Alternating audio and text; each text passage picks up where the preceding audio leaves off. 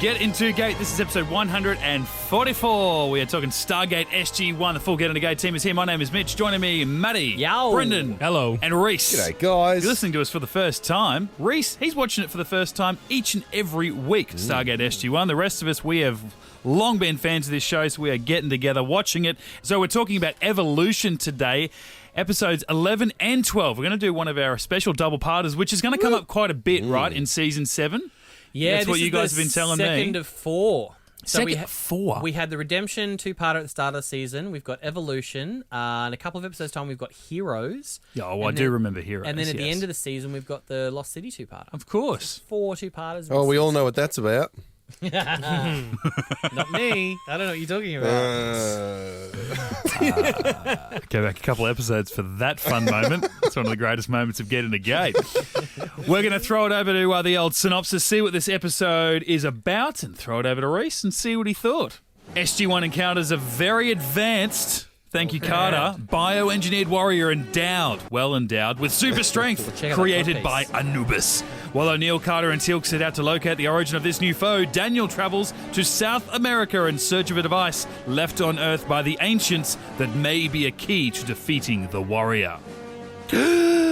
Part 2. Having found the location of the secret super warrior base, Carter is assigned a recon mission to determine Anubis' plans for his new soldier. Meanwhile, O'Neill mounts a mission to South America to rescue Daniel, who, upon finding a mysterious artifact, has been kidnapped by Honduran rebels demanding a ransom for his life. Wow. Please be gentle. On a scale of 1 to 10, how racist would it be for you to play mariachi music underneath that instead of the normal SG-1 music? It's your call, Matty. Well, they're not Mexican, they're Honduran. They're all the same, mate. It's all South America. So a double up directed by Peter DeLuise, which you'd hope for if it was going to be a two-parter so closely linked by this. What I found interesting, the story in, you get part 1 of this, story by Damien Kindler and Michael Shanks. Shanksy doesn't return for part 2. Story by Peter DeLuise and Damien Kindler. There. So how does that work? How do you come up with a story? Daniel goes to South America because I can speak a little bit of Spanish. Not even that. So take it from there. He originally pitched it as a sequel to Crystal Skull. So basically what Michael Shanks pitched was a sequel to Crystal Skull where turns out Nicholas Ballard, living with the giant aliens, is dying. So the giant aliens use the Fountain of Youth to cure him, and they've got to find the Fountain of Youth. Then they turned it into this episode. Yeah. That sounds better than going to Honduras with the Just Shoot Me guy. Yeah, good Z. I do like him. He's kind of the best part of that Beeline story. He's good. Yeah, I wish he was in more part 1 rather than sort of just in part 2. Yeah. Because when O'Neill said to Carter, "Oh, okay, I'm going off to Honduras now," and then I was like, "Oh, okay, he's part of the B storyline because he can't be there for as long in this episode." Yeah. I found myself thinking about it too because I'm like, last week he didn't play a big part, and then when he hopped into the elevator and told her what he was going to do, and I'm like, oh god, I was going to ask. I've got a note down. I'm going to ask the boys, what are we getting sick of this? It's like, oh well, yeah, I guess I got to find something else to do while the main story happens. But then it ends up it's a side story with O'Neill. There is something else going on. That's the thing. I don't think I would have noticed that he's not in it as much if we didn't point it out. Yeah. Now that I know, I never noticed originally. Yeah. Me neither. I think they've done it in a really clever way. It took them a little while to get to it, but yeah, I think this season they've really found their footing in having less RDA. Yeah. Well. I never noticed it this season. You notice it next season, but not so much this next season. season you really notice it. Yeah. But that's why I love season 7 so much because I just think it's a really nice balance of everything. It goes back to old school and new school SG-1. Yeah. But I really like this episode, man. Like it was pretty cool. I reckon they could have gone with this sort of, what do you call him, Master Chief from Halo. But a sexier version. He's all dressed in black. Captain Frankenstein. But I reckon they could have gone with that as a lead evil down the track. I mean, whether they hold your hat. Yeah, I was going to say whether they just do that and, as Matty said, wrap it up at the end of each season now. But there's a whole army of Cull Warriors. Yeah, thousands. So Carter said. We took I only out... counted hundreds, but there's thousands. Yeah, yeah, but but he can't next episode they'll probably just kill them all at once. It'll be super easy to die then. Yeah. Well, yeah, so they've taken out Anubis' queen. They took her out at the end, so he can't make any more at the moment. Until he finds finds a new queen. a new queen, Yeah, which is but, hard to come by. How fucking dare they blame Jonas for that? Well, he did do Oh, my it. God! It was his fault. I totally missed that the first 100 times I've watched this episode. It was only rewatching this time I went, f***ing Jonas! This queen, whoever she is, must be in league with Anubis. She's preparing for a spawn cycle, yet her brainwave pattern is minimal. She has no intention of passing on her genetic memory. The symbiotes will be blank slates. Much like Egeria on Pangar. And Anubis will be free to imprint them however he sees fit. No free will, they're drones. They make the perfect soldier. Deadly, fearless, unquestioning loyalty. But this is too similar to what happened on Pangar to be a coincidence. How did Anubis find out about Egeria? Jonas quit. Big Jonas! Threw him under the bus. Yeah, Anubis big must have acquired this information when he scanned Jonas Quinn's mind. If Anubis had any designs on creating a drone soldier, that information would have been the final piece of the puzzle. Oh, just laying the Fuck fruit in hell. there, Selmac. If it wasn't for Jonas, none of this would have happened. Oh, Teal'c's would've like, been- oh, Jonas did it. Jeez, imagine if Daniel was in there, how much he would have been loving that. Jonas's superpower ended up being the undoing. Yeah. He remembers everything. If it weren't- Therefore, Anubis knows Yeah. everything. If it weren't for Jonas, we'd still just have shitty Jafar that can't hit anything. Yeah. And now we've got these Cull Warriors with their friggin' wrist-mounted, like, rapid-fire blasters. So is that Goa'uld Queen on bloody old mate's side? What's his Anubis. name? Anubis's Yeah. side? Yeah. She's in league is with she- him. Right, so That's what she that is. just said. Yeah. I just didn't know whether he was holding her hostage or why Yeah, we didn't ask her. why she would elect to be doing that. She was too busy dying. Yeah, she was Yeah. too busy getting some C4 in the face! In her fat sack. Just some C4 in her fat sack. I still don't know what's the front and what's the back of the big queens. Like, I can't really tell The what's head is going the on. front. Yeah, the head. And I where- don't But I know don't what's even know what going the, I on don't with even know what the center. head is. Yeah. Like, it's just It's the thing, yeah. the snake thing that's moving around. It's really looking tiny. at I'm you. like that, but to me, Yeah. I'm like in a big body like that. That looks like the tail, and I'm like, why do they always show the Yeah, back? And I'm like, right. Yeah, how does that it must. work? But the tail seems so independent. I'm like, I don't know. They're ugly. That's all I know. Just think of like a hornet, and then like the abdomen bit is her fat sack. So it's just kind of like Yeah. this little snaky thing up the top, and then just an enormous fat sack. Where all the babies are. Yeah. That's where I keep my snake babies.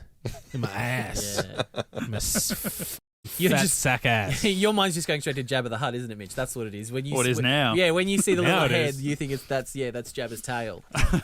What I didn't like was when Teal'c apparently killed Master Chief, and then Master Chief's like shooting, so like just absolutely machine gunning everyone, and then Yeah. Teal'c manages to get 100 shots of the Zat off, and Master Chief just can't shoot him. Then Yeah, right. like he's like shooting at him the whole time, and then just stops for 1 second, and then Teal'c kills him. His Or overconfidence was his he weakness. having a heart attack at that time. That's why Teal'c could shoot him. Yeah. I don't know. He had started to have pains down his left arm, so that's why he couldn't shoot him. Yeah. That's why his aim was off. The Zat didn't hurt him, but it hurt his wrist weapons. It shorted out his wrist weapons. Oh, yeah. So I mean, Totally. they are absolute stormtroopers, eh? Because yeah. if Except you they, except they hit better. stuff. if there's three people running around a Hatak and you f***ing shooting them and you can't get any of them, except Teal'c after he made that big swan dive, that was Yeah. so Oh my bad. god, that was like, what kind of trampoline was he jumping off? That was what a great. And then when you watch He part just two, dropped his staff weapon yeah, though.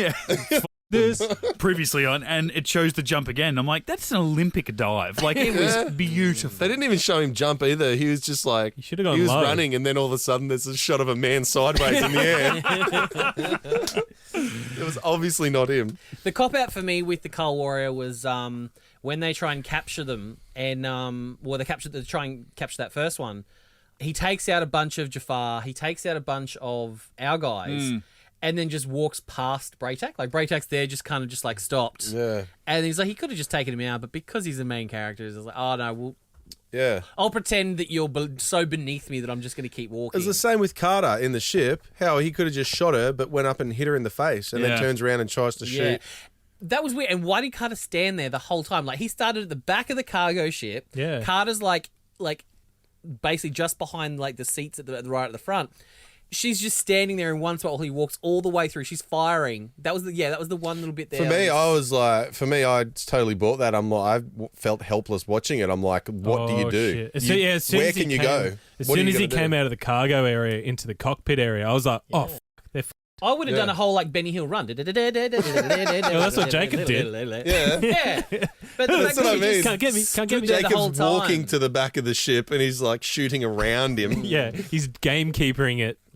But Yeah, how back cool to was the that ship. when they ringed him out? Yeah, and Braytak just man. so smooth and cleanly just walked over and just went beep beep beep bye. And the rings come out underneath and then floated away with him. I'm like, that was such a cool shot. I was waiting for it to the rings to come and then for him to appear and then him just fall out. Yeah. I was like really disappointed. I'm like, are the rings, they're gone now? Like that, Yeah, the, they're the gone. ship doesn't have the They're rings. away. And for me, then I'm just literally the last 20 seconds thinking about it. I'm like, should that have even happened? Like, I get that once the rings form, then they are at the mercy of their surroundings. So naturally, they were going very fast. So the air catches up with them and blows them away.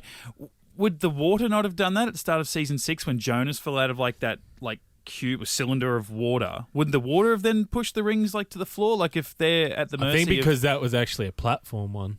Yeah, okay. So you had the just platform fell there back into supporting it, place. sort of thing. Yeah, like it looked But awesome. Don't I get me agree wrong. with you because I would have preferred because the rings come down, they stay in place until the super soldier comes into them, and then I would have thought the rings go back up and then he flies away. Yeah. Yeah, that's what I thought. So, because I thought it was established previously that you can't use the rings unless you've got a platform on the ground for them to go to. No. And then if that's the case, do you ring down and then have to, if someone else is back in the ship, do you have to ring the rings back up? Because whenever we've seen like a ship do it, they've been in orbit or whatever, or in the atmosphere. It's always you can't pick where you want it to. Yeah, It I has to be a think- platform. So you can kind of transfer to a platform that's on the planet, or you can kind of hover over the ground where you're in range and the rings of the ship come down. Yeah, the and, same and way. transfer you, and then they go back into the ship. The same way we scooped him up Right. when we were on the planet, and the same way we scooped him up earlier in the episode. So the way I sort of think about it is the cargo ship only has one set of rings, right? That kind of sit in the floor. So when you're in the cargo ship, they kind of go up and take something, and they go into the floor, and then from that point, if it's got a ring platform somewhere else to get to, it just transfers like the energy matter, stream, the matter. But because there was no other platform, it was the same as what they did at the start of the episode when it captured him on the planet. It kind of just those exact same rings holding the platform. It was essentially a way over complicated trapdoor, basically. It kind of just the rings then came down below, but yeah, then also supposed to be the sheer force of like them flying through atmosphere and stuff like that was too much for the rings to kind of hold their integrity, and they got torn away. Yeah. I think it does. I thought it should have is been like a little force bit field or something questionable, holding but Yeah. it does look. Because what if pretty you're in cool. space in orbit or whatever, and you're trying to transfer it down to the platform down there, but for whatever reason you lose Bluetooth connectivity, and then the rings of your ship come down, Oh yeah, and or your cargo's in space, float and away. then your Yeah, rings just float in away. space. You're like, oh, that's God stupid. damn, not again. It is interesting that we are kind of tearing this apart a little bit, because I did say in the audio commentary that particular shot was purely Robert C. Cooper's idea. Oh, Say no more. Hate it. Jesus Christ! Looks cool though. It does cool. look very Yeah, cool. looks good. Yeah, for the sake of Yeah. sacrificing some plot there, it was cool. So speaking of the Cull Warriors, I'm pretty excited about this one. Big Shrendog presents. Oh.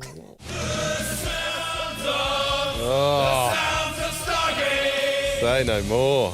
Yeah. Oh. All right. Oh. There's a long intro. So this song is from the legendary American heavy metal band Man of War, Yeah. Big fan. called The Warriors of the World. This is one in tribute to the Cull Warriors of Stargate. It's a stretch ball. Now, on And they God of well, War. you wait, mate. This is a blinder. Unfortunately, it's not on Spotify, but it's on YouTube. So, Oh, that's why Bob the Mime couldn't get yeah, it. he can't get it. Sorry, Bob. So I want to read a few of the YouTube comments. They're pretty good. Legend says that aliens never invaded Earth because of this song. This song inverted my boobs into pecs. I played this to my dog, and now he's my owner.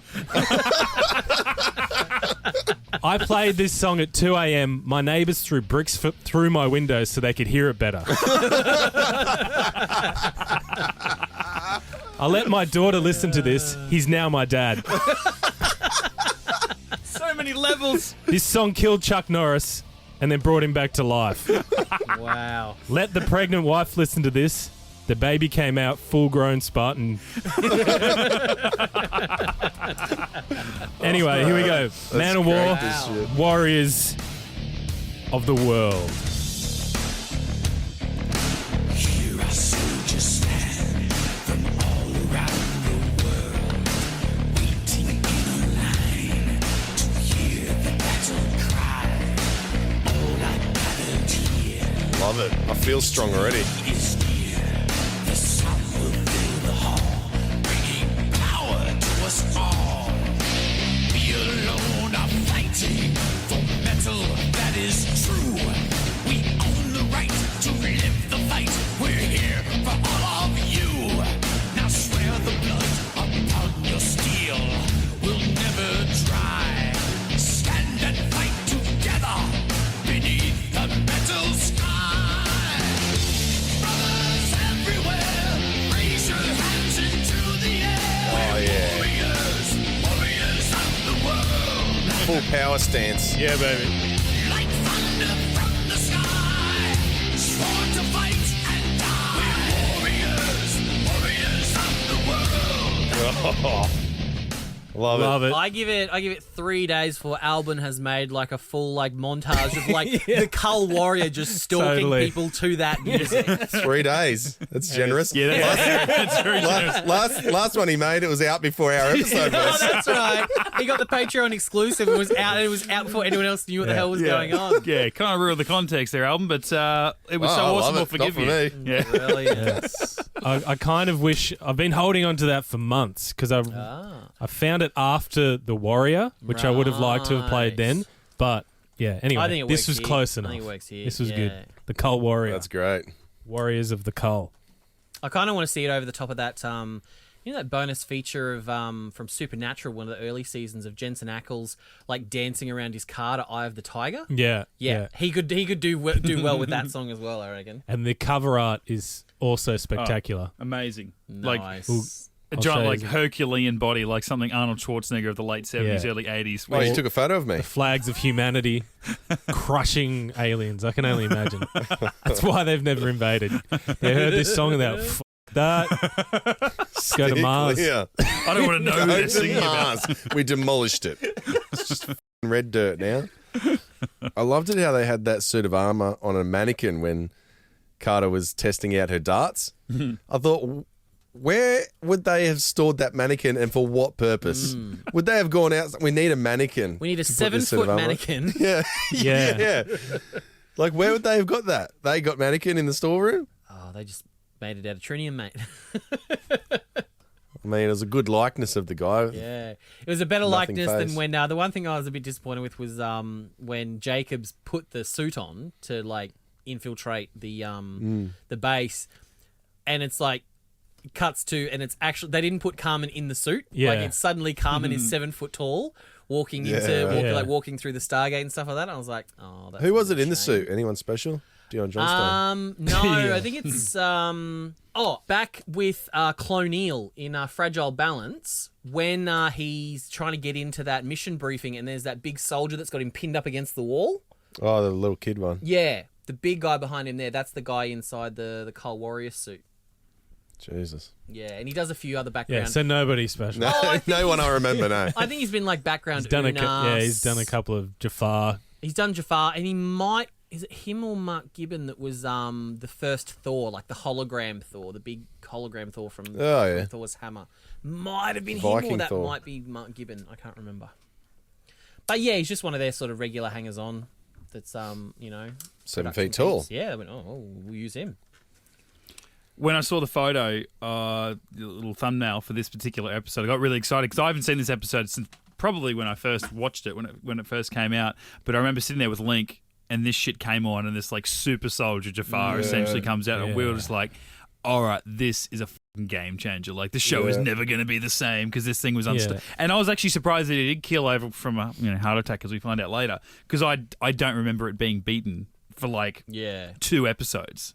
So when that happened at the start, I'm like, all right, well, when exactly are Teal'c and Braytek going to run away? They're not. Oh, then it just dies. I'm like, I was kind of like disappointed because I'd been hyping it up for the last 15 years about how super this thing was. But yeah, now we've got that fucking army. Like that just that's a whole nother tone. And like, did you throw up during this episode?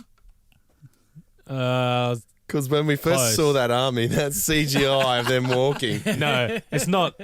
It's not Babylon 5 level. What about? I know you weren't here the other week, and we did touch on Space Race last week. I presume you might have thrown up with the CGI of the fake city in Space Race. The first time I saw Space Race, I honestly thought I had a stomach bug because I was not only vomiting, I was shitting myself.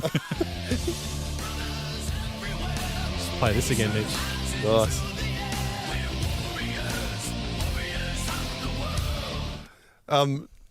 You didn't even go to the toilet. You just sat there and shut yourself. I couldn't pause it because it was on TV. Wait for the ad. Wait for the ad. The ad's going to be over soon. I can't clean myself up. Not enough time. I'll wait till it's over. At which stage, when the episode ended, you felt better. Yeah. Because the CGI was... You weren't watching it anymore. No, he's got poo pants. Just go chuck them in the laundry. Mum will take care of them later. Chuck them straight out. Straight in the bin, absolutely. Save yourself the shame. Is this the first admission of us suspecting that Anubis is still alive? Like, even before we got confirmation that Anubis was one behind the Cull Warriors, really early on they're like, we're detecting the sarcophagus, like in all the exposition that starts like, we've detected sarcophagus, power levels, blah blah blah, plus ancient blah. The only person that could do that would be Anubis. Yeah, that's true. It was never really established when he escaped at the end of Redemption in his little hockey park, whether we knew he escaped. SG-1 knew about it. Yeah, whether SG-1 knew... Sorry, when I say us, I mean SG-1. Whether they knew that he'd escaped or whether they thought he'd been destroyed when the ship was destroyed. Yeah. It was never really... But they kind of said, the only person that could have done it would have been Anubis. So it's like... But they haven't really mentioned the whole time that he's still out there. Like, even when we said goodbye to Jonas... They never really mentioned, Anubis is still out there with all the information and from your brain and stuff. So. Yeah, I do find it weird how they kind of go, Jonas is to blame because of the Queen, but Anubis has all this knowledge, so he knows about the Fountain of Youth side. Yeah. And you're like, well, we pick one. Does he know everything or not? Yeah, you got to be... you got to really pay attention in the start of the episode because it's like, okay, there's this new Cull Warrior. He died of natural causes because he's poorly done. He's 3 days old. Yeah. He's got a symbiote. Yeah. And his bed is a sarcophagus light. Yeah. So it's like, okay, so we're detecting we're detecting sarcophagus readings in him somehow. And then who created this? For some reason, Daniel asks... Well, no, I think... Did they have readings? Because it was just like he was not alive. He was not born. So the only way to make it... Didn't Jacob detect there was some kind of sarcophagus-related tech? Oh, okay. I didn't pick that up. I just thought it was like, well, you can't make something dead alive unless it's like hardcore sarcophagus. No, because they went the long way around because then... So from that sarcophagus thing... Then, for some reason, Daniel asks, who created the sarcophagus? And then Selmac's like, a dude named Talchak. Yeah. And then Daniel's like, Chak was a Mayan guy, and he was Fountain of Youth, and blah, blah, blah. And then suddenly, he must have used... It's a guy called Shack Attack. I know Shaq. He must have used an ancient artifact that I'm going to go and find... Because Anubis already has the knowledge of that ancient artifact, which is how he created the Cull Warrior. So I'm going to go and find the actual artifact, which is still on Earth, so that we can find a way to defeat it. It does make sense. It was a lot of... It does, but you've really got to follow it. Like, it's... But why... Yeah, even if... I guess it's just kind of a big jump to, he might have the sarcophagus. I know where it is now. Yeah, and the jump Fountain from... of Youth. It's in South America. Talchak to Chak and all that kind of stuff. Yeah. Yeah, there was that's not unheard of in Stargate. Seth and Satesh and shit, and they find stuff like that out. But, yeah, it was like, actually, my grandfather did that. Yeah, Chak. He had Fountain of Youth. The Fountain of Youth, that ties into this dead thing being alive now. Boom, boom, boom, boom, and it all kind of... Let's go to South America. That's why it just felt like such a disjointed part, like story tequila. A and story B, where I think this is still, though, better than the idea of trying to merge the super... I mean, again, maybe the super soldier only exists because they couldn't make the sequel that Michael Shanks wanted with the story about his granddad. But the idea that if we did have that as story B with Daniel and story A was Super Soldier, it just would have been like, what? Why have you made this a two-parter? Why not make it one episode about Super Soldier, one episode that's a sequel? Yeah. Because it just seemed like such a weird thing. Like they're going to South America to find this artifact. You're like, okay, something's going to happen. You're not just going to go and find it and go, yeah, we got the answer. Yeah. We kept cutting back to you, figuring out problems. Nothing's going wrong. So there's got to be something that's going to stop you from getting what you want. And I'm like, really? Like, at the very moment, the day that you're going to go to South America and find what you have that's been lost for thousands of years, that's when the Goa'uld are going to show up and they're going to get it too? Of course not. So what's going to be the foil? Oh, it just happens to be some Honduran rebels. Honduran rebels, It's It's rife like, over there, Mitch. Yeah. It's all throughout the jungle. and why Especially where there's no there's relics. nothing. There's nothing. Oh, hang on. Cull Warriors. Yeah, like old mate who thought he'd make, and I loved him, but it was like his starring role, the tour guide. Nobody listened to me. I tell you that nothing is down here. We could have gone north. And I'm like, You're in a different show. I like it. You're funny, but you're in a different show. But he pointed out the fact no one goes here because there's nothing here. Yet there's just rebels hanging around going, well, look, just in case some two dumbass white guys Here they show up. It just felt like such a weird story A, story B mix. And even that was the end of the episode. We've lost track of Daniel. And I'm like, oh, shit. That's the storyline we're going to carry over into episode 2. Yeah, is it was Daniel weird. being held up by human rebels that have nothing to do with this Yeah. alien story in an alien show. If you do, it's a blink and you miss it thing, but it's like when Daniel is talking to the guide at the little bar there, the bad guy is actually sitting in the background. Yeah, I did. Yeah, that's right. So yeah, would've followed him. the Okay, implication is just like, oh, he's going to follow them there so that he can grab this, rich white guy, and hold him for ransom to get some money. And old mate Lee's flashing money. I gotta say, when O'Neill came and that second waiter's like, oh, I'm a guide as well. I thought it was the same guy. And then How did he make it back? And then he's shot in the jungle, and I'm like, is he faking? What's going on? That's where I started to think, oh shit, hang on, are they in on it? Yeah, that's like what are I the thought. chances that these two blokes about the same age that Both work at the guys. same Could be place? related they look very similar. We're serving coffees and stuff. Oh, but we're mad tourism guides, Yeah. And I'm like, hang on, they're in on it. They're going to take him to these places and the rebel shop. And I'm like, this is like, those stories, it's like sex trafficking where someone will show up, a nice guy comes and goes, I'm going to show you all the nice clubs. Take you out there, you get drugged, all of a sudden you've been sold off. And I'm like, the guy getting shot in the back, that was all a play. He wouldn't have been that stupid to try and run for it. This is going to be huge. No, he's just laying under a tree, just still cracking out one line. I've been here for days, and they give him water bottle, and he doesn't drink out of it. No, because he has the gum. He's got his I love American gum. I love American gum. Apparently, so the way it was first written is that first guide was just supposed to be shot and dead, and then O'Neill finds his body. But they liked the actor so much because he was so like quirky and fun and stuff. They had to pay him for the second episode anyway to be able to find his body. So apparently, Peter Dilley just went, well, he survived. He gets shot all the time. He'd just been winged. He's just been lying out there so that they could get that whole sort of second scene with him in the second I've episode been because they shot. liked him so No. much. He's like, Oh, you have been shot. You think this is the first time I've been shot? It's fine. Just give me some American gum and I'll be fine. Didn't drink the water. Go find your friends. What? They owe me a lot of money. Oh, okay. And then right at the end, when they've rescued Lee and Daniel, and they're like, "Oh yeah," and the guide, someone picked him up, and Daniel's like, "Who? What? Oh, that guy." Yeah. Yeah. That was so long ago. I did so much shit. I totally Banging forgot. by the hour. That's a lot of hours. I assumed he was dead. I thought old mate Just Shoot Me was going to pay off the guy shot in the ground because he paid off the second tour guide to say thanks for bringing O'Neill out here. Gave him a whole wad of money. He's like, holy shit, I can go home. And then old mate shot in the ground. And he's like, no, what's an extra couple of days? You go find your friends. They owe me a lot of money. And he went straight into his bag to get the gum or whatever, the water. Yeah. And I thought he was reaching in to get another wad of money. He's just got so much cash. He was Kevin McAllister of South America. The father. What's a lot of money here? Here, just take this. I don't care. How good were those scenes, though, between them two? Like, I thought he played such a good character. What is his name? Burke. Elliot from Just Shoot Me. Enrico. The guy from Travellers. And Mitch, Galaxy Quest. Sure. I was going to say Veronica Mars's dad. Well, yeah, this is he filmed this a couple of months before Just Shoot Me was finished. And yeah, it's like a year before he started on Veronica Mars. Yeah. Because they wanted to get Nice. him back. They wanted to get him back to do more sort of him and Jack stuff. Yeah. But he was just Yeah, they were never, good never together. available. Yeah, it would have been nice, like to say the likes of Yeah. like Michael Rooker. Like, we could have this, I know, what was old mate from episode 2 that got killed off for the movie? Kowalski. Kowalski. Oh, Kowalski. Like, they're in that sort of realm. It's like all these guys that he's known in the past. Not so Yeah. much Michael Rooker from the other week, but like it would have been nice to have those secondary other colonels to sort of just, continually show up in the show. But you're right. He played I really liked. I believe that. Yeah, this guy's like he had to shoot his Not all mate. there. He's Yeah. not all there because of that. His wife left him. He's been posted down in Honduras, and it's just like holy shit. Yeah. Yeah, you're spaced out, man. Like And you're then losing you're losing your mind. And then he just gives you gold like this. You know, I think I should recommend that you be posted to a nicer place. A temperate zone. Not too hot, not too cold. Fine-looking women that put out like broken candy machines.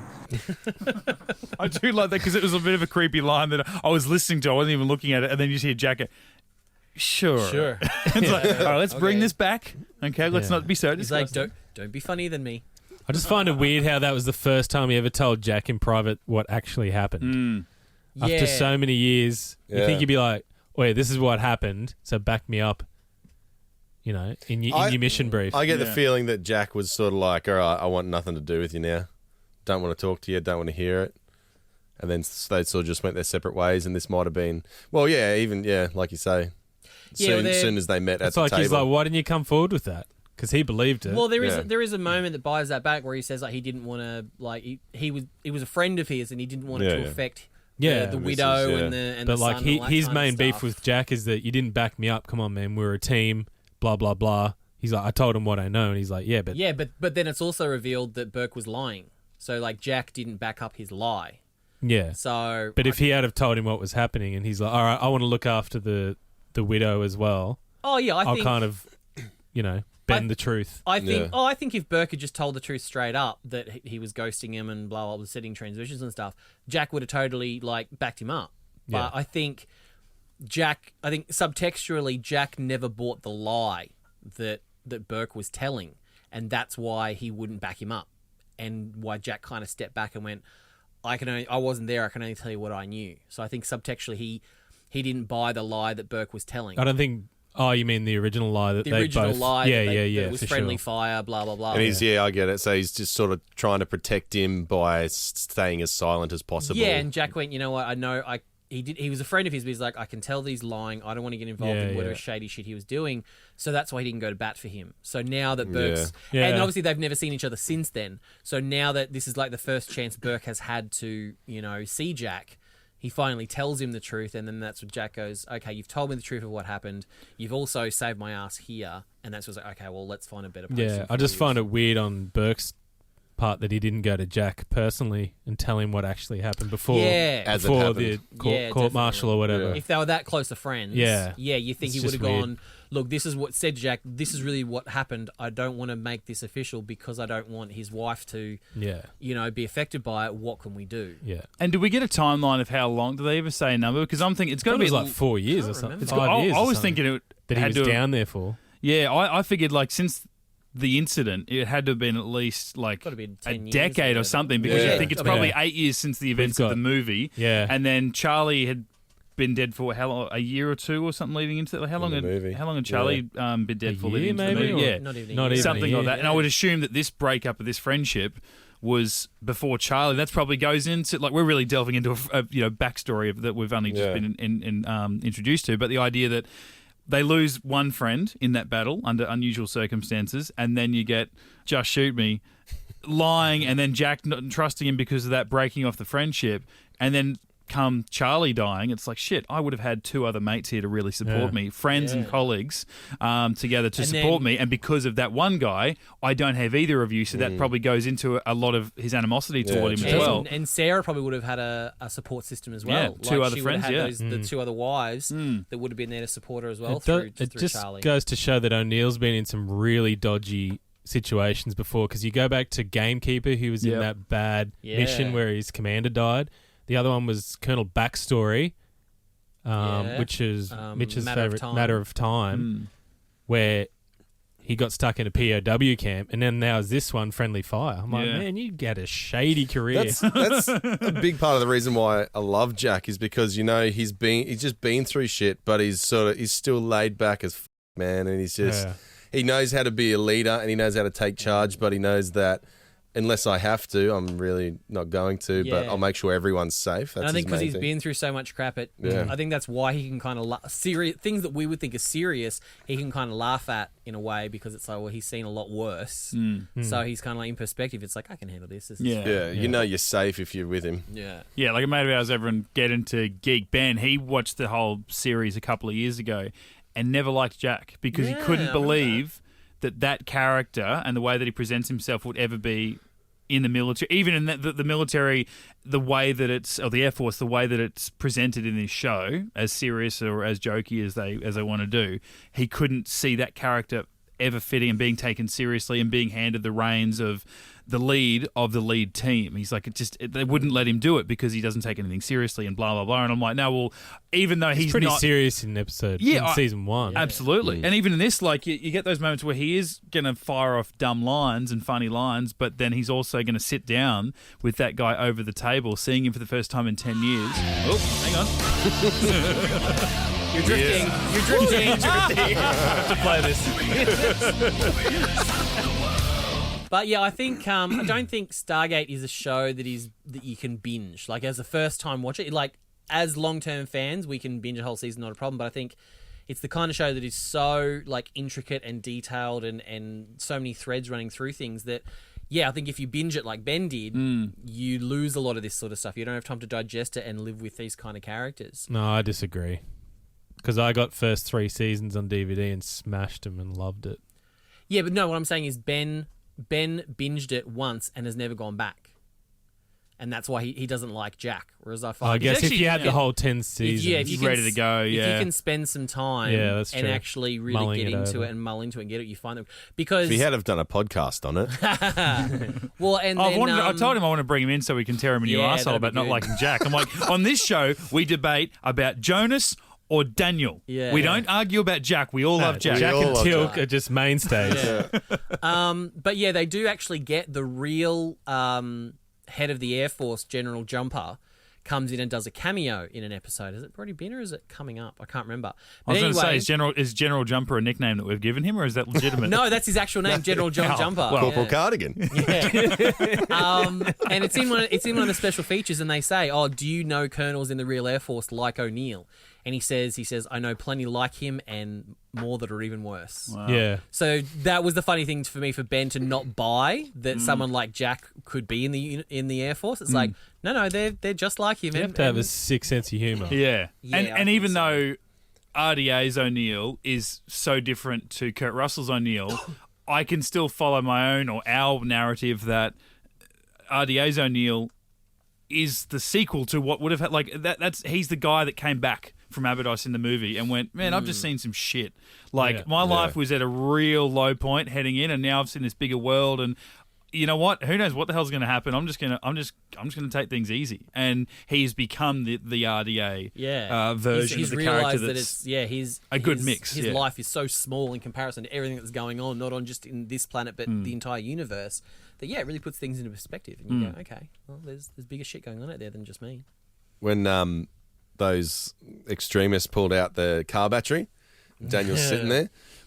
I'm like, oh shit, they're going to torture him. I'm like, he's been brave so far. And I was watching it with my wife, and she goes, I've wrote it down in quotation marks, Daniel's a little bitch. He's not going to stand up to torture. I was like, that's my girl. They just punched him and he's like, oh, tell Jack and he's his. Yeah. Oh, mate, he stood up more than bloody Bill. Yeah, the first time they tortured him and he's like said nothing, and then, old mate Lee. Peter DeLuise in the audio commentary gives you the subtext of what Daniel was thinking when they pulled out that torture device. Now, this is the device. See, it's got wires and it's got little pony. We don't know what battery. Where's that gonna go? It's probably going to attach it to his kadootie or something like that. Right? And that would be bad. So he's going off. Or his boobage. Right. And so he's all you can get from this is bad. Look at that expression. Please don't attach it to my kadootie. Kadootie. And that's just the teaser. That's just the teaser. Man, what a good show. Wow, that Canadian accent came out. Didn't then. it? Yeah, she went full What a Canadian great then. show. What a great show, eh?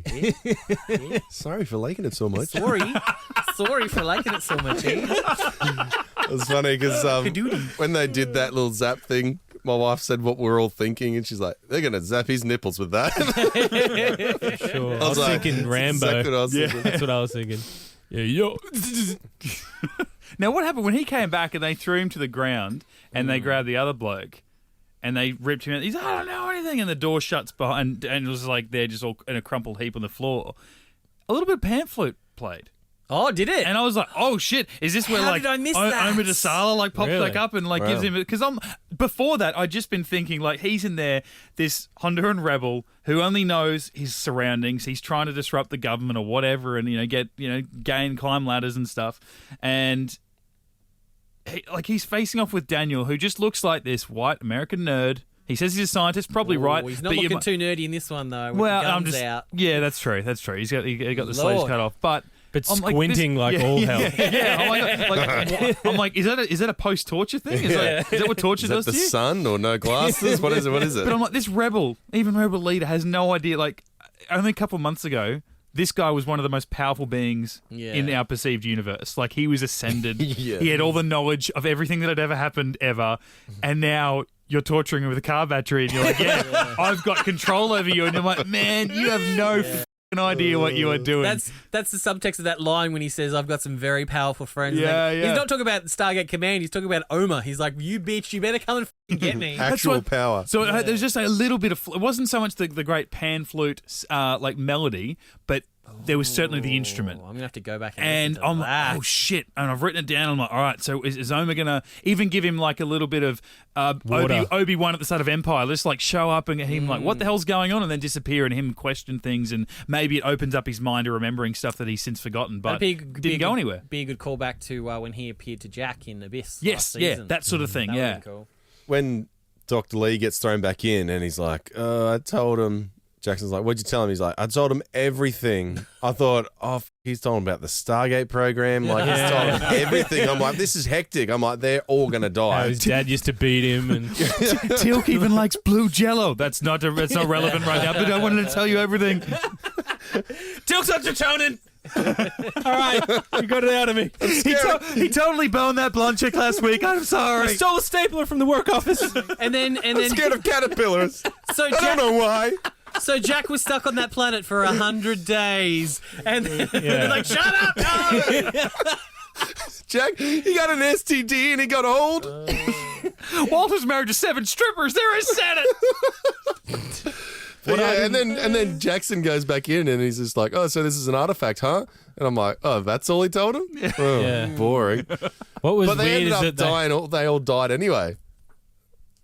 all the bad guys. All the bad guys. Old mate blew that guy up That was into so pieces. sick. And he just very nonchalantly went, huh. You guys are into some crazy crap, man. Some crazy crap. Like, they're not crazy crap, man. You just turn someone into blood dust. Like, what the hell? Direct it. Apparently, in the script, Peter Dellis had a bit of fun there because that guy's name was, I think, Charlo or something like that. So obviously he was killed at the earlier on by the rebel leader, and then he rose, so he was reanimated Charlo, and then he was killed again. And then he came back again. So in the script, he was reanimated Charlo before he was then turned to blood dust. I got so annoyed with the rebel leader when he is questioning Daniel. And, like, I know that he knew Daniel knew more than what he was giving, but that was a hunch too. We know that Daniel knows more, but Daniel's, he's giving the same answer. He's like, you're lying to me. I'll give you one more chance. I'm like, dude. Google like, me. This is, I like that. But then when he got brought in, he goes, this is an artifact. He goes, I don't know anything about it. Tell me stuff about it. He's like, well, all I can tell you is that it's dangerous and it's really old. This is old? He's like, yeah, really old. And look, it was a myth Really and old. it was this person and gives him all this information. And he goes, but it's really dangerous. You should probably turn it off. He goes, I don't think it's dangerous. And I'm like, you have just prefaced this entire conversation by going, tell me what you know because I know nothing. I felt stronger. Then he gives you an answer and you're like, I think you are wrong. And I'm like, well, okay, mate. And he works out how to Don't believe turn it me. on himself. Yeah. Yeah. Well, that's Just something I was fingering going it. That's something I was going to ask Brendan, because it's a question I asked Brendan a few episodes ago. Yeah, he's very advanced. Yeah, does this mean the rebel? He's very advanced. The rebel. rebel's very advanced. I think so. Interesting.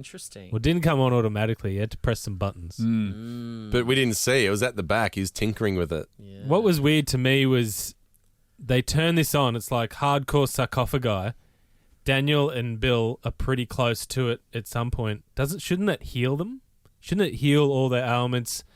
Yeah, make them so they're not dehydrated. Give them a bit of strength so Daniel doesn't have to use his shoe and a belt to pull out a loose plank of wood. That was the weird thing, is it didn't really seem to heal the rebels at all. It just had the need send you crazy kind of when Daniel was in need having the sarcophagus too many times. It seemed to send the rebels a bit crazy and a bit maniacal, but it didn't sort of, make them feel healthier. I don't know. Well, he said I never felt stronger in my entire life. Oh, Plus, that's right. I think it made them run faster because they caught up to those two pretty fucking quick when they ran away. They were jacked. They were jacked up on sarcophagi. Maybe they turned it on, but it was on a slightly odd frequency, and maybe it's got different settings. Different dimension. Put it on zombie mode, please. Yeah. Hardcore zombie mode. Did they end up going back and finding Dr. Lee, or he's still behind a tree somewhere in his undies? This is what he was doing. Just doing a one-man show. Yeah.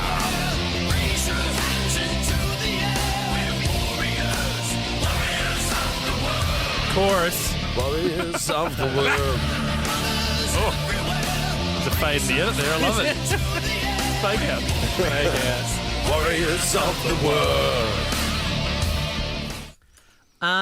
Yeah, because remember, right at the end, they do find Bill, because right at the end, he's the one that brings out the device that's turned off, and then Daniel does that kind of little side Oh, step. that's right, yeah. Yeah. Still in their undies, I see. Why not put your clothes back on? Oh, I'm fine for Daniel to stay like that. He's in his that's undies? They're in their whiteys. Oh, right. It's hot, mate. Is it in 2019, can you still call that singlet thing a wife beater, or is that... I mean, I is that a tank top or an bra? Never called it a wife beater. Equality, it's a partner beater. Yeah. It's a partner motivator. Now, Dr. Lee, is this the first time we've seen him? No, he was introduced back in Prodigy with the Firefly planet. Yeah. Yeah, he was the dick that's like he was the ran one, away he was when the all his colleagues were getting eaten. Yes, he was the I would one. have done the same thing. He was the one survivor from that. Yeah. And then he's also the one that Carter tore to shreds last season when Jack and Mayborn were stuck on the moon. Yeah. And she's like, I'm doing my work as you should be, mother. Yeah. I just couldn't tell whether And he's like, I'm going to the general. Yeah. whether I remembered him from episodes to come, from Yeah. the last time I watched it, or whether he's a slow burn. So Yeah. He's a bit more prominent later. Yeah, and I think because I remember liking him. So now that you say that about the moon episode, I was like, Yeah. oh yeah, he was a bit of a Which dick. is and back at, like, here he's not useless, but he gives it up before Daniel does. So I think I remember him for everything to come, where I actually kind of like him just as being that scientist. Yeah, he's a slow guy. burn recurring, because it's like he started back in Prodigy was back in season 4, and then Smoke and Mirrors was 6, and then this. But yeah, through like 8 and particularly 9 and 10, I think he ends up doing about 15 episodes a lot or something like that. So they do bring him back a fair bit, because he's. I think they realized in this one how funny he is. He's a good sort of comedic foil. The thing that I like most, going back to the South America again, Bill gives the guy American dollars. I'm just like, I just love it how Americans never exchange their money, and just like, this is good everywhere. This is everywhere money. Isn't the case though in a lot of Worldwide money. Yeah, you're gonna love this. Look at this, fucking George Washington, bitch. I don't know if it's true. Maybe it's just in the movies and stuff. That's $1. But aren't there a lot of countries that prefer American currency? No, like especially they made that up. No. What, I'm meant to go to an exchange bank? I don't even know where one is. Basically, those countries, gold. those countries who prefer American currency are the ones whose dollar is weaker. Like I went to the Maldives, or the Maldives as they call it over there, and Maldives. they've got their own currency, but they trade in American dollars with tourists because I don't know. Yeah. It's just If an American gave me $5, I'd be like, after like taxes and fees. This is Yeah, worth but nothing. these guys aren't paying taxes, mate. Those guides and those Honduran rebels aren't paying taxes. So I think the idea being is they prefer American money, so that's like, well, they can buy weapons and I love it. and It's part of the everywhere drug- money. part of the Cubans. drug trade and all that kind of stuff. Exchange it anyway. We're going to stop calling it American dollars, just going to call it global credits. Yeah. That's what we're going to call it. People love our gum and our money. Not as good as the British pounds, though. Oh, no. Really? Everyone loves a pounding. I mean, what? No, Yeah. Oh, the pound's correct. doing well? Pounds. 'Cause of Well, the the Brexit. pound's doing shitter than it historically has. Still better than Americans. There you go. The old Would you like to the old buy sterling. to have some pounds? No, I need everywhere money. I need American. What is pounds? I need some we don't deal green. in weight here, lady. Something I noticed was, and I'm pretty sure we've heard it in previous episodes, when they're setting up the ambush for the Cull Warrior in the first part, and Jack's on the radio, he's calling himself SG-1 Niner. Yeah. From context clues, makes like that's SG-1 leader is SG-1 Niner. But then the SG3 guy that comes back refers to himself as SG3 Sierra. So that's his particular call sign. So I found it weird that Jack is using a numerical call sign with Niner, whereas the SG3 guy is using that Oscar Kilo. The phonetic Yeah, the phonetic thing. alphabet. Yeah. So I don't know if Niner is the phonetic usage for 9, but why would you call Yeah, I yourself thought it was SG-19? I thought it was SG-19 at the gate, wasn't it? No, it's SG3. So Yeah, he's done that a lot. He says SG9 quite a lot. yeah, O'Neill. SG-1 Niner. But a lot of the time in previous episodes, he also says SG9. P3X 939er.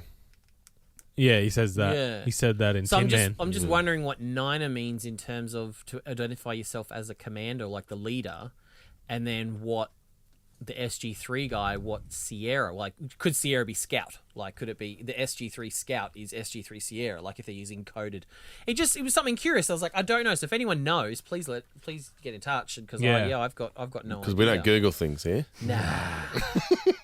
Don't know how. What for? When you got listeners, they'll do it for you. If only we had a military expert we could ask. Oh yeah. Phonetic alphabet's he's got a not. kid But now, they so- use the He's busy. Greek. They use the Greek alphabet or phonetic.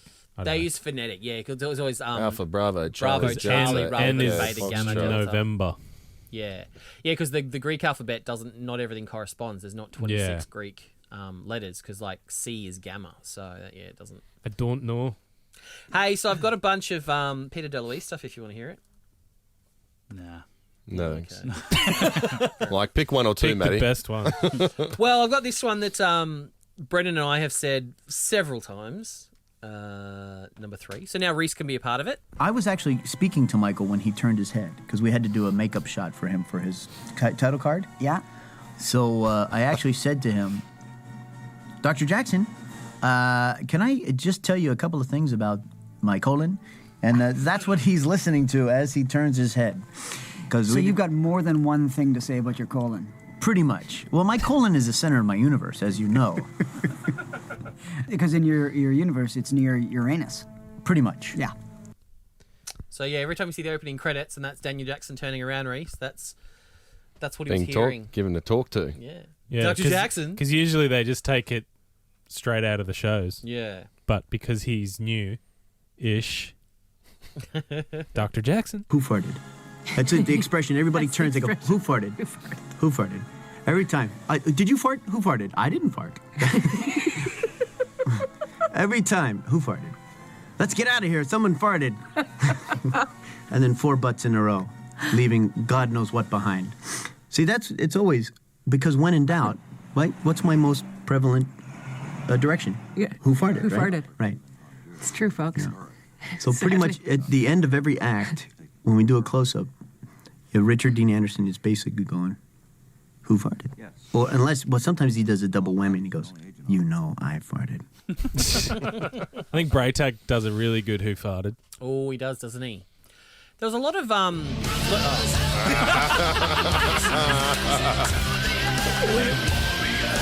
Warriors of the world!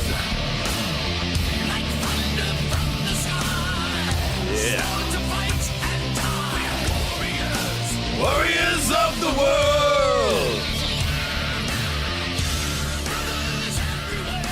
I am going to listen to that on the way home today. Oh, yeah. It's got a really cool mid-sequence as well that we didn't have time to play. Mitch, are you going to be able to turn the steering wheel safely with a rock-hard erection? Like, is that... You'll be using it to steer, mate. Did you hear the comments of the YouTube video? Yeah. It'll drive for me. Oh, yeah. You'll be out the window rowing it like a boat. Foreskin just reaches out and grabs the wheel.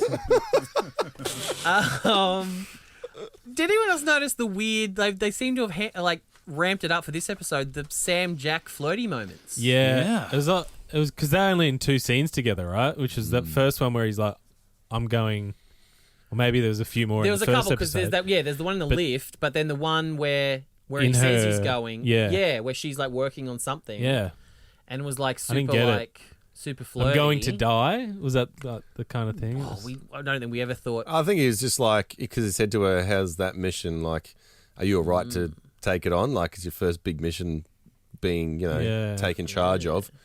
And then, I know what Maddie's saying, there's a subtext of them lovers. Yeah, and then at the end, I think they both come back, and to me, it was O'Neill sort of looked at her like, man, I'm bloody glad you're alive. I'm just realising totally how wanna much bang. I actually love you. I'm gonna eat you for lunch. Yeah, lunch. Yeah, lunch. Hungry. But yeah, and then he goes, "Oh, first command, well done." And I'm like, "Was it?" Seemed to me like Jacob was totally in charge of that mission. So, and remember when you were stuck on that moon with Mayborn and Sam was kind of leading the mission and stuff? It was odd. Yeah, it was weird, especially because once she planted the C4 and then she looks at Jacob to go, "Should I blow it?" And he's like, "Oh," because he goes C4. She looks at him and he nods his head and she blows it. I'm like, if you're in command, you give that to Teal'c. Yeah. Yeah, but if your dad's there, you're going to ask him. Well, she did. If you notice too, like she was on a bit of a power trip because when they plant the C4, she does all the stuff and then she just hands it off for Teal'c for him to actually like place it. Yeah, that's true. So she was on a power trip. But if you look really closely, Peter DeLuise goes, "Oh God, he goes, I promise you, I didn't do that. Someone else shot the insert." So if you look really closely, Carter hands Teal'c the C4. He does an overhand reach like that to place it. Oh, right. But then the cutaway is some other black guy's hand going from underneath and placing it under the table. Right. And then it cuts back to Teal'c like this, reaching backwards with a top hand. And so, the cutaway doesn't He did actually... like a Chinese punch. So, the Chinese punch. All Chinese punch the same. Well, yeah. Whatever they do. Kung Fu. Yeah. That's Chinese. Sure. Kung Fu punch. Kung Fu punch. So, Peter DeLuise was Kung like... Fu panda punch. I did not shoot that cutaway. That was not me. Yeah, everyone noticed that. Well, what was weird was like they shot that Goa'uld scientist dude with a Zat, and he obviously had the under armor, I guess, because he didn't go down. Yeah. And instead of Teal'c shooting him again, Carter's just gone bang, bang, bang, bang with the machine gun. It's like, dude, there's a million super soldiers around. Why would you ever do Plus that? Anubis. Yeah, Well, I know, right? They had to kill him off because they didn't want to use him again. So this is something we spoke about maybe a few months ago now, Mitch. We were talking about ibises, and we were saying there is an ibis Goa'uld. That's this guy. Bin chicken. This is the bin chicken god. He's the ibis crane god. Now, the problem is they were having too much fun with his name. So his name is spelt the actual god is spelt Thoth. So Peter DeLuise and even Anubis says it once in the episode. He refers to him as Thoth, which they were all making fun of because it just sounds like pork chops and apple thoth is the joke that Amanda Tapping made. But it's actually pronounced Toth, like it's with a hard H sound. So his name is actually Toth. But yeah, they just wanted to get rid of him because he was like apparently a prominent sort of ancient Egyptian god that they'd never gotten around to using because he had a stupid name that they thought was pronounced Thoth. So yeah, at one point Anubis is just like Thoth, blah blah blah blah blah blah blah. They didn't have Google back then. They couldn't ask. No, just all the ancient people that talk about that god. Like all the powers that he have and the respect and admiration they have for this god. And then in 2000s, we're like, he's got a dumb name and he looks like a bin chicken. It's like modern day respect for ancient deities. Let's kill him. The thing that made me, especially the first time I watched this, the first time Jacob is dressed as the super soldier, he goes through their force field iris and he kind of puts his hand through, but I'm pretty sure he didn't put his hand through before he went through the gate. Yeah. But then I'm like, oh, he's just walking through. Cool, he's free. And then all of a sudden, Thoth goes, hey, come over here and sit in the game chair. And then I'm like, oh, man, he's now. He's going to do a scan of him. And then Anubis comes in, and you're like, holy shit. Could you imagine his heart would have just been going nuts? Anubis is here. Yeah, but I'm so... You know what I obviously didn't buy it because he comes in and he goes, just to let you know, there's some maintenance that you need to do. Oh, okay, I'll get onto it. I'm like, why is Anubis going to tell him that? You got to clean the air filter. I'm an all-powerful, half-ascended ancient Goa'uld being. He's a micromanager. That's his weakness. Excuse me, there's something beeping under my desk. Can you come and have a look at it? He's doing like a Docker undercover boss. He wants to look really like friendly with all of his stuff. My headphones won't work with my computer. The way that he said you got to turn the Bluetooth on. And just his body language when he left, he's like, this needs fixing. And then he turned around, he walked out, and I expected him to turn around and go, you know, when you've got time, like, don't rush. Like, I'm just making sure that you haven't forgotten that you need to make these adjustments. I'm like, dude, you should go in there and go, oh, have you fixed it? Bang, you're fucking dead. Well, does he have any disciples anymore? Because it's like he's gotten rid of the normal Goa'uld in favour of his Cull Warriors, so maybe he doesn't have any lackeys anymore to be able to do that kind of stuff. Yeah. Did we see any normal Jafar Maybe around? for the last week. Well, no, they got rid of the Jafar for the Super Warriors, but he should still have some Goa'uld, like Toth. Maybe he was a that's Goa'uld, wasn't he? pissing him off is that he... Yeah, but who's going to run the message from Anubis to Toth if he's got no, like, Who slaves came in or with anything? Anubis? Was Write it it two down on a super piece soldiers? of paper. I think he gave was it a super soldier? I don't know. We gave it to the super soldier who's been using them, but he's like, can you go tell this message to Toth? And they're like, hail Anubis. He's like, yeah, cool. Can you go now? Hail Anubis. And he goes and he comes back. What are you trying to tell me? What did Toth say? Anubis is stuck down a well. Jesus Can you tell him to reroute power to the trinary base? Hail Anubis. Walks into Toth. Hail Anubis. What, mate? This isn't Cree, all right? What you're saying actually only means one thing. Just write it down on a piece of paper, give it to him. And the guy opens it and it says, Hodor.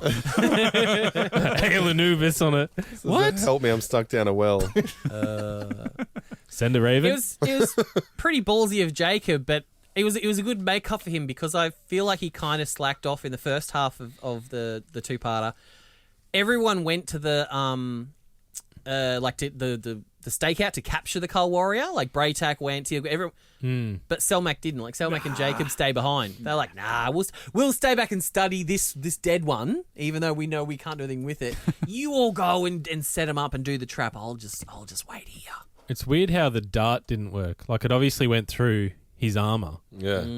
So why didn't he go to sleep? Why didn't he go nine-eyes? He had two of them. I'm sure one of them was good enough to take out an elephant. I'm sure Rhys will blame Janet for it, so let's hear his excuse to blame Janet. Well, obviously, yeah, there wasn't enough to take out an elephant.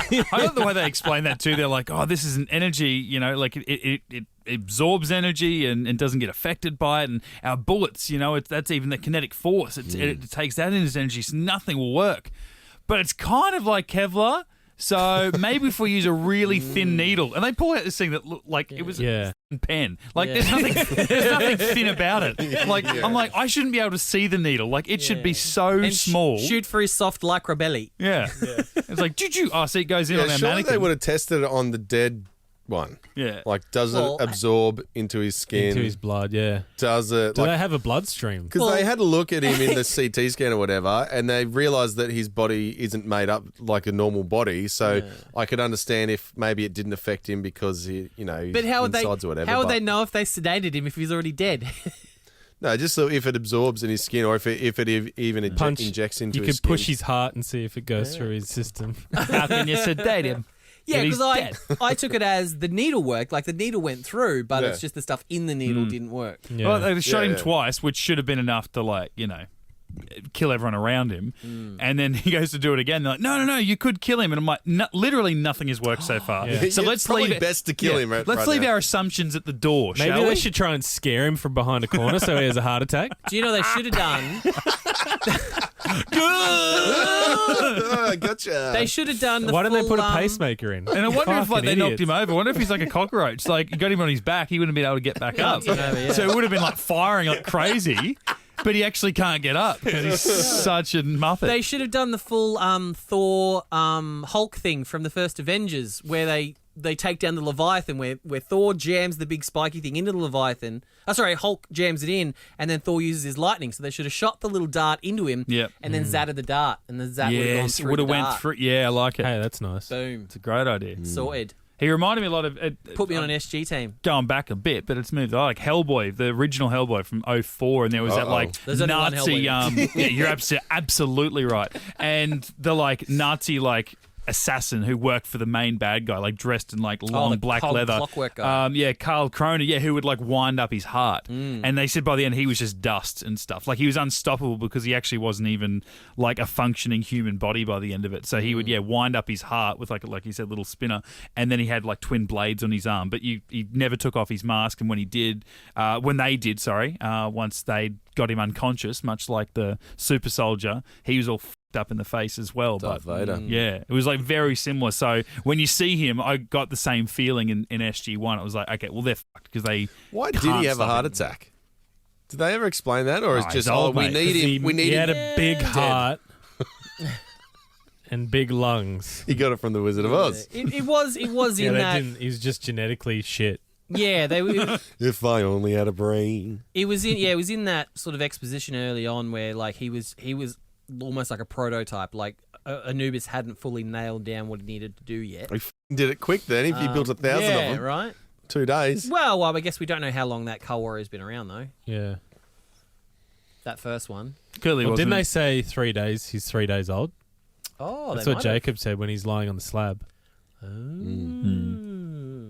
I don't know. I can't. Is that how they beat them? They all just have heart attacks. Yeah, that's what I mean. Jump out and scare him. Be way easier. I liked the like feed them Show them heaps The of- Exorcist. or something. Heaps of cheeseburgers. Oh please, they take their own Plugs mask up their off, arteries. The Exorcist. It's a slow burn, but we'll kill him. The heart attack burger. I like the history of the sarcophagus. Like they said, the healing device, whatever of the ancients, and we know, the Goa'uld, they just steal technology and they just sort of tweak it a little bit. But the fact that they actually invented the sarcophagus based off another piece of technology, and it wasn't something that they stole and then tweaked to a point to suit their own bodies, and by way of that, it messes people up psychologically. So I like that they have invented something that suits their needs and is one of their greatest assets, but it's still not perfect. And the idea that the Tok'ra are hoping to find the OG piece to go, well, then we can perfect sarcophagus and everyone can use it. I'm like, well, that's cool. We haven't just written that off. It's like, no, that fucks you up psychologically. That's just a bad guy thing. We're never going to roll with it because then everyone would be superhuman in this show. But the idea that Tok'ra is still going, we're interested. And we never see it again. Really? They don't make a weapon out of it? Yeah. Why do they make ca- it their own sarcophagus without blowing it up this time? They make a weapon, but they don't make a sarcophagus. Yeah, but they should, and then we can get rid of Fraser. Don't need it. I got to say, when Jacob's letting them into the base, when he's dressed up as the Cull Warrior, and he's like, "Oh, you weren't worried, were you, Carter?" And then he's like, "Help me get out of this." I'm like, why would you want to get out of that? Like, he took all the kind of the That's plastic what I armor thought. off. Yeah. But he had all the energy. I'm like, surely that's just like a wetsuit. Yeah. Why the hell would you want to Why take would that you want off? it? And then, obviously, if they get caught, then he can stand up and go, "Yeah, I'm super soldier." So Yeah, he right? could have just stood up and gone, "Hail Anubis." That's all he would have been able to say. yeah, or just like and then obviously he can shield them and not get hurt. Yeah. Like why? There's literally no good I'd reason rather to be take in it the off. SGC uniform, thanks. Yeah, like take the helmet off if you need to see that it's Jacob Carter, but Yeah. why take the whole thing off? Yeah, Doesn't make sense. Well, no, he kept the wetsuit bit on that absorbs energy. I guess that's all he needed. That's what I mean. But then he said to Carter, "Help me get this off." Yeah, and then he took it off, and then And he then just had got changed into his green. he just had SG-1 the uniform. armband gun on. Remember in the cargo ship how he's dodging the super soldier? He's dressed in green. Why would Too you? hot. Why would you Too want a hot. costume change halfway through a mission? Yeah, Doesn't make sense. it might take you a couple of minutes to Well, get that off. apparently- Yeah. Is he apparently very Carmen- much of a diva? Like really? Apparently, Carmen Argenziano did hate that costume, so maybe he just kind of requested it, and so they had to change around. I mean, Come I on, love you, mate. mate, but you're not bigger than the character or the No. story. Yeah, Come think on. of the fans, God's mate. Think of the continuity. And I'm sorry to say that Braytak and Tilk are not very good at interrogation. No, not They their- have not the their super force. soldier there, Yes. and they're like, "Where do you live?" And he's like, "There." And he's like, "Who created you?" And they turn around to the booth and they're like, oh, we got nothing. It was literally Braytag asked him one question. Who do you serve? Hail Anubis. Well, that was a good one. Tilk, you ask one question. Where's your home world? Well, I think that's all we can get out of him. Well, hang on. You've only asked him 2 questions and he answered one of them. But he went up so cocky, Tilk, too. Success rate. Let Braytag ask him another question. He might answer it. You don't know. Whenever we saw Tilk, we saw it from the POV of the super soldier. So you just see Braytag disappear, into the background, and Tilk would just come up real close up and got that grin, yeah, I'm gonna mess you up. Yeah, I was waiting for Master Chief to bite him in the neck or something. He gets nothing out of it. Spit at him or something. I guess without a pouch poacher, Jafar just don't know what to do. They're just like, how do we interrogate and torture people? Let the tools do the talking. That'd be I'm just thinking of when 24 and they were torturing the shit out of all these terrorists trying to get information throughout the seasons, and then as it went on they go, well, we have to now bring in government rules. You can't torture people anymore, you can't do this. And then of course we got in trouble with the government. The main character Jack Bauer was like, no, you got to go old school. It's the only way is that you got to pour boiling water down someone's throat while you're clamping their fingernails or some shit, and the idea that these guys, it's like, no, they could literally get away with anything they want. Nothing has changed as far as their allowances from the government over 7 years, only cost effectiveness from Kinsey or some shit, but they're allowed to do whatever they want. There's no rules down there. So I've got a whole bunch more, but I think I'll just play one more because I love it so much. It's a bit of Peter DeLuise and Amanda Tapping, just right at the end of the audio commentary, just talking about lunch. I love when Hammond says we'll debrief, because it always feels like they're all going to take their banana hammocks off, right? Yeah. They'll go, hey, what kind of boxers are you wearing? Do you remember this? You stared lovingly into each other's eyes and he said lunch? Yeah. And we went, yep, well, that's the way it's got to be. We absolutely can. Nothing can happen between us. We can pine away all we want. Without lunch happening. Without lunch happening first. There has to be masticating, at least 15 minutes of masticating, or else nothing goes. Can occur. Absolutely. Which is good, because my wife says that to me, too. She says, listen, I need at least 15 minutes of masticating. Then that's chewing. Yeah. Thank you, Amanda, for joining me. Thank you, Peter, for having me. It's always a pleasure. Now, listen, next time you do this, you should be, it's okay if you come fully clothed. You don't have to do this naked. That's what I was told, that I had to come naked. Oh. But I'm sorry, I won't do that again. It's time for the Get Into Geek Hairy Mailbag. Yeah, baby. I've got one here from Mike Dean. Now, if you remember, he's the guy that's I'm assuming he's the guy. I don't want to assume his gender. Mike got in touch with us and did the anagrams of all our names. Yes. Well, Mike got in touch and sent through ones for low pitch Maddie as well. Oh, nice. You'll have to. Where is he? I haven't seen him in ages. He's off somewhere doing something. Footy season's over. He should be around. He's out banging bitches. Yeah, I mean, that's what else do you do? When the footy's over. Yeah. Banging bitching season. Oh, it's off season. On season for women. So he's done a bunch, but a few of my favourites were Latch Tip Matu. Palm Twitch Toy. That sounds right for low pitch. Oh, we've all had one of those. Tomcat with Ply. Wonder if it's 2-ply or 3-ply. Better be 4. And my favourite, Clam with Potty. Yes. Clam chowder. Yes. If there's anything better than clam, it's clam with potty. Chowder. Chowder. And say it. Watch Pole My Tit was another one as well. This is a good show. So thank you, 5 Mike. stars. Thank you, Mike. 5 stars. I think I need to do Lincoln now. I need to do some Lincoln ones. 5-star podcast review here from Jen Manor, depends how you want to say it, from the United States of America. Fun breakdown of a great show. Love listening to these guys. Not many Stargate fans around me, so it's nice to listen to the others who love the show. Though be warned, if you're listening at work, you will burst out laughing and may have co-workers stare at you. I believe it says bust out laughing. It does, but I feel like that was a typo. Why? It's pretty much the same thing, right? I feel like both are acceptable. Like bust your Bust pants out open? laugh. Yeah, absolutely. Bust a nut. Haven't we all? God, yeah. Well, Jen Manor. Thank you. Thank you. Thanks, Jay. America. Well, The man. Laurie Steinel has got in contact with us on Facebook. Actually recommended Get Into Gate, a Stargate podcast. So love this podcast. Funny, informative, and whenever I listen, I feel like I'm sitting down with a room of geeky, Stargate-loving friends, and it's addictive. Confession, I have listened to the Message in a Bottle podcast more times than I can count, but die laughing at the jokes every time. There are other... Imagine if Mitch left in the Pretty Boy Cumface gear. Yeah, yeah, that would be Was that not left in? No. Some of it. Yeah. Yeah, The Pretty Boy I feel like Cumface the- got a rhyme. I think it was No, it Pretty wasn't Boy in that Blankface. episode. That was the original one. We Yeah. kind of keep saying it later, and Mitch kind of, I have to leave it in there. All right. Laurie says there are other SG podcasts, but this one is, dare I say, better. Come try Thanks, Laurie. We got a 5-star review from Annoyed Ash from Australia. Oh, on the iTunes. To us all the way from Australia on the iTunes. I like this one because G'day down under. Ash says, had never listened to podcasts before and have always been a massive fan of Stargate SG-1 and Atlantis. So we're breaking the podcast cherry for Ash. Wow. Which sounds insane. When I found that I could listen... started at a low bar, so that's fine. There's That's nothing not against true. it. Insane Yeah. when you say pop a cherry, his or her cherry. Yeah, At that's least why. you didn't say Hyman. Another Ash. You know? At least. At least. It was the there. very least. It was there to be said. At least you didn't say a lot of things.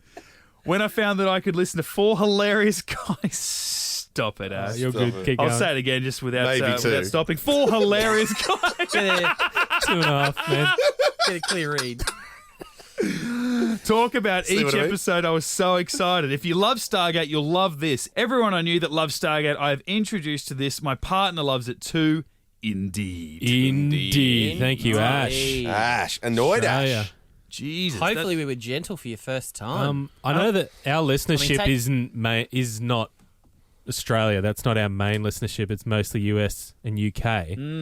But you're right. But what I was thinking is, eventually after season 10, if we happen to do like a screening of Continuum, would we get a big enough audience in Southeast Queensland to do a live podcast?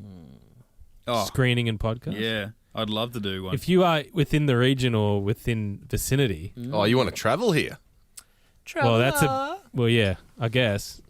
That's a lot of pressure on us then. Not really. We're just playing a movie. I spent thousands of dollars on you pricks. It's like, well, But like a Yeah, meet but you and can greet see the and Story Bridge while you're here, so it's not all it's waste. pretty good. We'll make some blue jello that you can eat while we watch. Yeah. Well, I'm not going to go through that much effort. I won't make it. Well, see, that's because I'll do it already in the glasses. I won't have to do up a big tray and then cut it up into cubes. Right. And then That's a lot put of it glasses. in. We got a lot of fans, Matty. Fridge area. Fine. That's Anyway, I just thought I'd throw that out there. No, I love it. Maybe we'll do a possibility. screening party with the Patreons, huh? Patrons. They don't live here. That's why I said the people who are within shooting distance. There's this thing called technology on the internet. You're going to do that, Do eh? things with it. Get your dad onto I was it. hoping you could. Too much effort. Yeah, I'm not. Or we can live stream your reaction to Continuum. Yeah, everyone wants to see that. Well, that's the whole reason we do this. We'll live stream when Teal'c dies. Oh, whoops. It's time to find out if Rhys has been paying attention. 30 seconds on the clock, Rhys. Are you nervous? No. A little bit. That's incorrect. That's a lie. I can see that vein on your forehead. It's pulsing. Well, at least it's the vein on his forehead this time. Yeah. Or the dick. I don't know which one it is. Either way, they're always right in my face. You're in the They're same always spot. throbbing right in 5 my questions. Time starts after this. What is the name of Anubis' new super soldiers? The Cull Warriors. Correct. Who did Daniel say did some of the original research of Telchak's Fountain of Youth? Anubis. Incorrect. What Tok'ra device did Jacob use to find the super soldier's homeworld? Oh, the bloody brain implant thing, eh? What is the name of the super soldier's home planet? Oh, shit. Tartarus. Correct. How much money did the rebels demand for the release of Daniel Jackson? Oh, I didn't say. Correct. Oh, Trick question. Shit. well done. $8 was the actual answer. $6 for American Daniel. dollars. American willing to $8. play. They could have bought the forest. And so. 3 kilos of Hubba Bubba. So the person who did the original research was Daniel's grandfather, Dr. Nicholas Ballard. Jesus. And the device they used was the Tok'ra memory recall device. And so anyway. Tell you what, Daniel. Matty would have given you that last week. Big time. Yeah. Up to The date. memory Oh, thing. no, He doesn't know. Yeah, you need the memory. You need the word memory. Yeah. Memory recall. One of That those. was what was You missing. know what else you need? Rhys, your father made you wrong! Get that into you. You stupid son of a bitch. Oh, well. Loved it. Great episode. I could have talked about that episode another hour, I reckon. Yeah. There's a lot more to. Well, we'll have to do a Gibson Brothers side. Oh, there you go. That's episode 144 of Get Into Gate, our double up of Evolution. We will be back next week to talk Grace. What? What is it? Grace. Probably the worst episode ever made. Oh, ease up, buddy. Wow. Second worst. After Space Race? Politics, huh? Okay, so Space Race, we know how you felt, and Grace. If you're going to rewatch an episode from this season... It won't be those two. Okay, well, gun to your head. Bad question. Gun to your head, you've got to watch either Space Race, Grace, Politics, or Emancipation. Chuck on a bit of Supernatural. Yeah, big time. Do you just take the bullet at that point? Yeah, shoot me. Okay. Just shoot me. Just shoot me. I watched Just Shoot Me. Yeah, we got There there. we We go. got there. Ah, good It's the stuff. evolution of that joke was phenomenal. Oh, well, we haven't even reached the end of the season yet to do this kind of gear. All right, you can check out all of our old podcasts on your favourite podcasting outlet. Just search Get Into Gate, a Stargate podcast. Chuck that into your socials as well, Facebook, Twitter, and Instagram. Give us a follow, a like, keep up to date with the show, or... make your own evolution? So I don't do this gear. That's why you that's guys why I chime already in. did it for you, mate. Oh, if you want to follow the evolution of Get Into Gate, Yes. jump on patreon.com/Get Into Hey, Gate. if you want the part 2 of Get Into Gate, does you wanna that be a no, part? that doesn't work. if you want to be a part 2 of the evolution, And if you don't want to be apart from us, you can also... The thing was, I feel put like two part in. 1 of this was better. I think part 1 was better. Apart means like separate. If you don't want to be Oh, I got separated it. from us. I got it. Yeah. No, I got So it. you can get on Patreon. My reaction wasn't confusion. And then so like Look, when you're on just get on the Patreon, you Patreon. Yeah, just go and do it. close, And you I can be think close to us. We've done better sells, so go back to another episode and let's do a better sell there. Not really. And you go in the drawer to win yourself some replicator blocks. Absolutely. And then you can... I want to wear one on on a necklace. Like, people wear shark teeth. I want to wear like a replicator block. So I was like, what? nice. Have you encountered a shark? That's cute. Alien robot, thanks. Yeah. Save the universe. Yeah, What? not a big deal. Individually, I am Mitch_Lewis on Twitter and Instagram. Maddie, where are you at solo? At High Pitch Maddie. Brendan. At Big Shrendo. Oh, yes. Douche chills all over again. How dare you? And Rhys. I'm at the Flying Gibson. We'll catch you back next week for Brendan's second worst favourite episode of the season. Somewhere along in there. Second worst favourite. Absolutely. I like that. Somewhere in there, something of that was true. Grace, we'll catch you next weekend. Get Into Geek.